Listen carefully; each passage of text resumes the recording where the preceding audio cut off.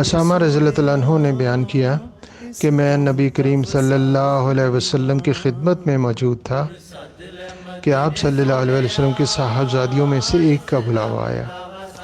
نبی کریم صلی اللہ علیہ وسلم کی خدمت میں اس وقت سعد، ابی بن کعب اور معاذ رضی اللہ عنہ موجود تھے۔ بلانے والے نے آ کر کہا کہ ان کا بچہ یعنی نبی کریم صلی اللہ علیہ وسلم کا نواسہ نزع کی حالت میں ہے۔ نبی کریم صلی اللہ علیہ وسلم نے کہلا بھیجا کہ اللہ ہی کا ہے جو وہ لیتا ہے، اس لیے وہ صبر کریں اور اللہ سے اجر کی امید رکھیں۔ صحیح بخاری حدیث نمبر 6602 باب 82۔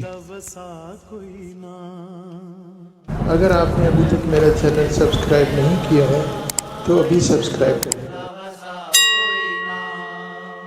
جند مکی مکی جاندی